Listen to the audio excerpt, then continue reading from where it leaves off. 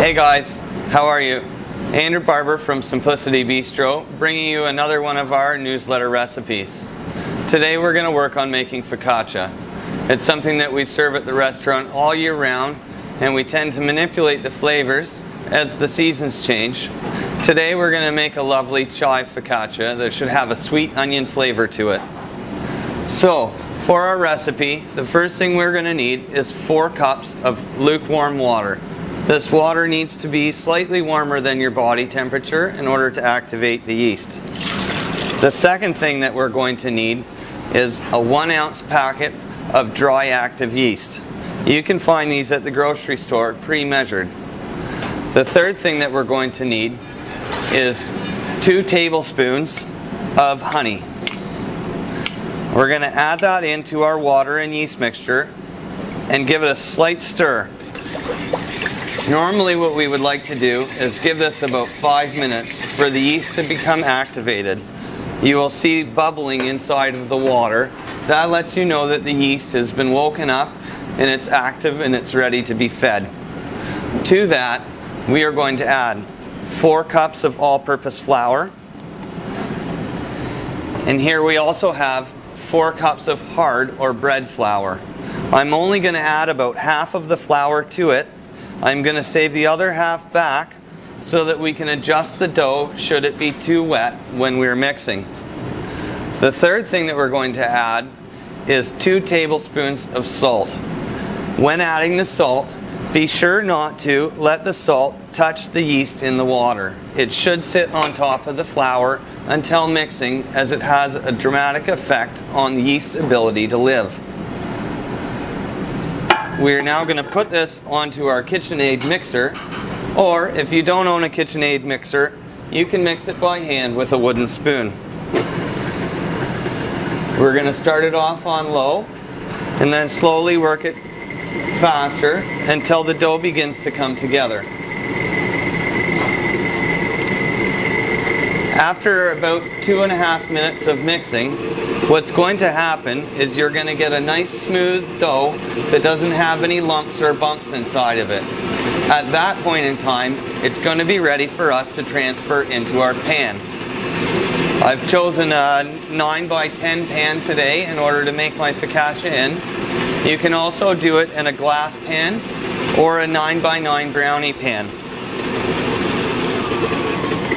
So, my dough at this point is a little on the wet side, and I'm going to add another cup or so of flour. The reason I can tell that my dough is wet is that it's stuck to the sides of the bowl and it hasn't stuck together at all. From this, we are going to transfer it from our mixer into our pan.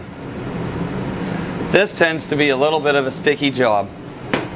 Before we do so, we're going to add a half a cup of extra virgin olive oil to the bottom of our pan. That helps to give focaccia its signature flavor and its nice crispy crust. Our dough we are going to take and we are going to pour it into our pan.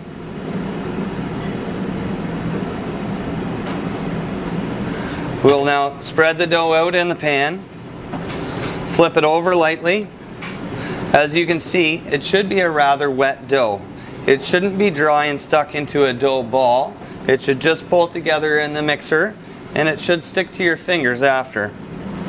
We're going to take this and we're going to leave it for about an hour. In an hour we'll come back. It should be about double in size. I'm going to show you how to fold it. We are then going to proof it one more time and bake it in a 350-degree oven. So we're back. It's been roughly an hour. As you can see, the original dough that we started with has just about doubled in size. Now I'm going to show you how to add any flavorings. Should you not want to add flavorings, you still repeat the folds I'm about to show you, but just without anything in it. So here I have about a 1/4 cup of chopped chives.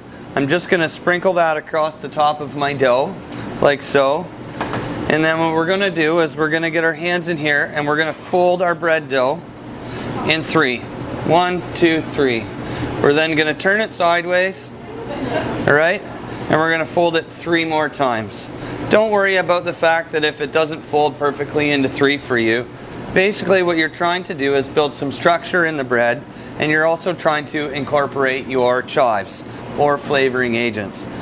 Now all we have to do is press out the dough, leaving fingerprints inside.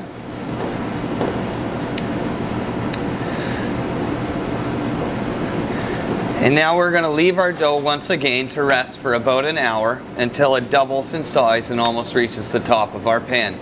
We're then going to place it into a 350-degree oven to bake. After it goes into the oven and bakes for about 45 minutes to an hour, we're going to get a loaf similar to this one, our final product. This is a loaf that we baked earlier for the restaurant.